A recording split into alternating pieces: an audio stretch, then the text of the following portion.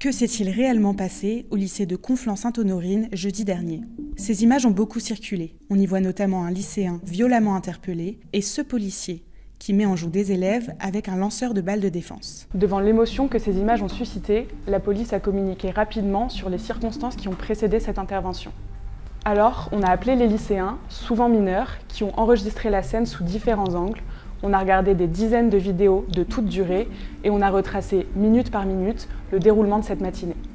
Et ce qu'on a vu, comme ce qui nous a été raconté, diffère vraiment de la version des autorités.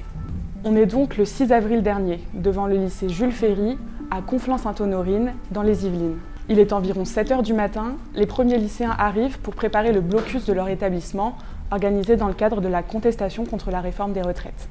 Selon la préfecture, les policiers sécurisent les abords de l'établissement scolaire et observent, à distance, sans intention ni instruction de mettre fin au blocage. Mais les lycéens, eux, racontent une autre histoire. Lorsque la police est arrivée, c'était directement des menaces, c'est-à-dire soit vous rentrez dans l'établissement et vous allez suivre les cours, soit on vous gaze. Il y en avait qui commençaient pas forcément les cours à 8 h, qui donc ont décidé de rester devant le lycée et qui, pour beaucoup, se sont fait gazer sans forcément de raison particulière, principalement parce qu'ils avaient des poubelles à la main. Il y en a certains qui sont fait embarquer, je crois qu'il y en a au moins 2. Dès 7h10, cette première équipe a directement été, entre guillemets, interpellée, intimidée par les forces de l'ordre. Et il y a même un de nos camarades qui a été interpellé. Vers 8 h, le blocus est donc dispersé une première fois et les policiers repartent. Mais dans le communiqué de la préfecture, il n'est fait mention ni d'un départ des policiers, ni de quelconque interpellation. À la pause de 10 h, les lycéens se lancent dans une chaîne humaine devant l'entrée du lycée, juste ici.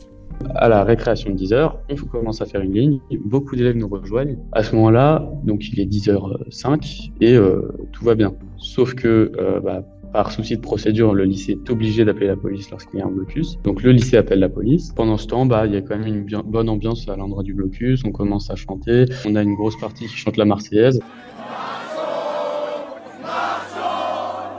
Il y en a qui allument des fumigènes. C'était pour mettre de l'ambiance et qu'il n'y avait pas de violence à ce moment-là. Les gens s'amusent. Mais à ce moment-là, la situation dégénère à nouveau.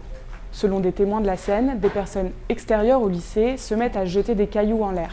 L'un d'eux atterrit sur la tête d'une élève. Blessée, elle est ramenée à l'intérieur de l'établissement. Il y a eu des projectiles et des feux de poubelle, mais c'était pas de nous. Parce qu'en fait, quand on a lancé le blocus, ce qui s'est passé, c'est qu'il y a eu des messages sur les réseaux sociaux. Et il y a des gens, d'autres personnes qui faisaient pas partie du lycée, qui sont venus. La réalité, c'est qu'on était contre. On a empêché les feux de poubelle et on les a isolés du groupe du blocus pour pas qu'ils fassent dégénérer la situation. Pour le coup, il faut savoir que ceux qui ont lancé des cailloux, directement, on est allé les voir, on leur a dit pas de violence ici, on n'en veut pas, on est devant le lycée. On est là pour faire passer des idées, pas pour lancer des cailloux ou pour mettre le bazar, pour rouler des poubelles ou quoi que ce soit. Vers 10h10, les pompiers arrivent pour prendre en charge l'élève blessé. Selon la préfecture, les forces de l'ordre escortent le camion de pompiers jusqu'à l'entrée de l'établissement. Elle se trouve alors dans cette rue, à ce niveau-là. Le blocus, lui, s'étend également dans cette rue. C'est alors que, selon la préfecture, les policiers se retrouveraient encerclés et feraient eux aussi l'objet de jets de projectiles. Les lycéens interrogés assurent quant à eux qu'ils n'ont jamais encerclé les policiers. Ils ne sont encerclés à aucun moment. Monsieur le préfet, c'est faux. Nous n'avons pas pu réunir d'images de ce moment précis.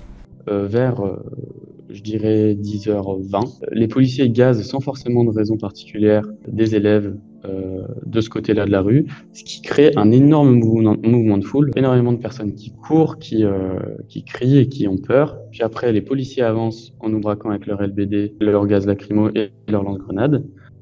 Les gens reculent et s'amassent devant le lycée. Et c'est là que la version des policiers diffère beaucoup de celle des élèves. Alors que les policiers affirment être encerclés, on les voit marcher tranquillement en direction du lycée. On voit aussi les élèves de part et d'autre de la rue, calmes et leur laissant le passage. Arrivés devant le lycée, la situation est calme, comme on peut le voir sur ces images. Selon la préfecture, les forces de l'ordre contrôlent un groupe de jeunes d'où sembleraient provenir les projectiles dont ils auraient été la cible. Pourtant, ici, aucun contrôle ne semble avoir lieu. Selon la préfecture, toujours, un individu masqué ayant tenté de se soustraire au contrôle est alors attrapé par la police. Mais ce n'est pas ce que nous montre la suite de cette vidéo. Ce qu'on voit clairement, ce sont ces policiers qui se jettent sur une personne dans ce groupe qu'ils n'étaient donc pas en train de contrôler. Je pense qu'il a été interpellé pour faire peur aux autres lycéens juste parce qu'il portait entre guillemets une écharpe et qu'il pensait qu'il cachait son visage alors qu'il portait juste une écharpe. Il y a eu des cris et on a vu que 6 policiers ont mis à terre alors qu'il n'opposait pas de résistance. Et on voit un policier qui attaque de dos un élève en essayant de le plaquer au sol en l'attrapant par son sac. Il n'était pas en train de faire qui que ce soit, il était en train de marcher sur son téléphone. Il faisait rien, il avait son téléphone, il marchait. Je vois l'élève qui tombe. Lorsque l'élève en question essaye de se relever, il y a 3 autres agents qui lui courent dessus et tous ceux qui étaient en train de surveiller qui se mettent autour pour écarter la foule. L'élève interpellé est un élève de ce lycée. Il est mineur. Dans son communiqué, la police affirme qu'il est peu coopératif et qu'il se débat, ce qui l'a contraint à le maîtriser au sol pour parvenir à le menotter. Sur ces images prises depuis l'intérieur du lycée, à 7 endroits, on voit que 5 puis 4 policiers sont mobilisés pour le plaquer au sol. On entend aussi les cris d'effroi des autres élèves.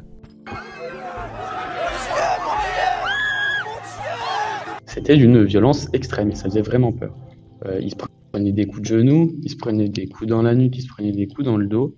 Il y avait un policier qui, au lieu de, le maintenir plaqué au sol, lui tirait l'écharpe. Il l'a tiré tellement fort qu'on pouvait voir sa tête qui se soulevait du sol en sachant qu'il était plaqué au sol par 4 agents en même temps. Il m'a montré le lendemain qu'il avait lui-même des traces sur le cou. Mais ce n'est pas la seule chose à regarder sur ces images. On va maintenant s'intéresser à ce policier, armé d'un lanceur de balles de défense. Son attitude a fait réagir les réseaux sociaux.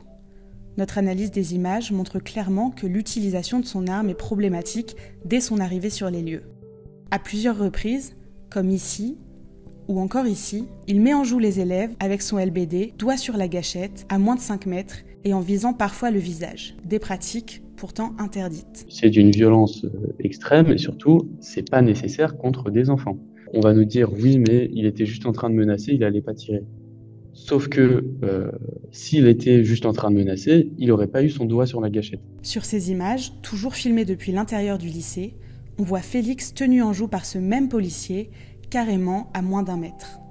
En fait, il y a un policier qui me pousse pour me dire de partir. Moi, je leur dis qu'ils n'ont pas le droit de me braquer comme ça, ils n'ont pas le droit aussi d'attraper de cette manière parce qu'il n'a rien fait. À ce moment-là, il y a le monsieur avec le LBD, et là, ça fait beaucoup plus peur pour le coup, qui me pousse et qui dit dégage ou je sais pas quoi. Et là, pour le coup, j'allais pas avancer. Je tiens à ma vie et à ma bonne santé. En parallèle, l'élève mineur est emmené par la police. Placé en garde à vue pour rébellion, il y passe 7 heures avant d'être relâché sans qu'aucune charge ne soit retenue contre lui. Après l'arrestation de cet élève, le blocus continue jusqu'à 13h50 sans qu'aucun autre incident ne soit rapporté, au contraire.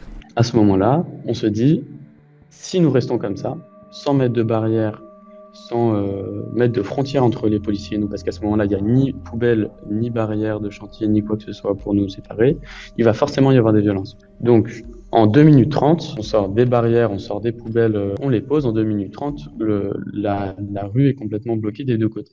Et à partir de ce moment-là, il n'y a plus de violence, il n'y a plus rien eu. Puis après, jusqu'à 13h50, tout va bien. C'est plus les mêmes policiers, on discute même avec ceux qui sont présents, on se marre bien d'ailleurs, et les manifestants eux-mêmes remettent les poubelles à leur place, remettent les barrières à leur place, nettoient le sol, parce qu'on est là pour les métiers pénibles, on n'est pas là pour leur ajouter du boulot en fait. C'est important de retenir que malgré le fait qu'on se soit fait attaquer, on n'a pas répondu à la violence par la violence, et on a réussi à rester pacifiste. Les réactions se sont multipliées à la découverte des vidéos relayées par les lycéens sur les réseaux sociaux. La Fédération des conseils de parents d'élèves des Yvelines a fait part de son indignation et la Ligue des droits de l'homme évoque des violences disproportionnées et déplore l'utilisation de toutes les techniques déjà trop connues ayant abouti à des conséquences dramatiques. Nous avons posé les questions suivantes à la préfecture des Yvelines mardi matin.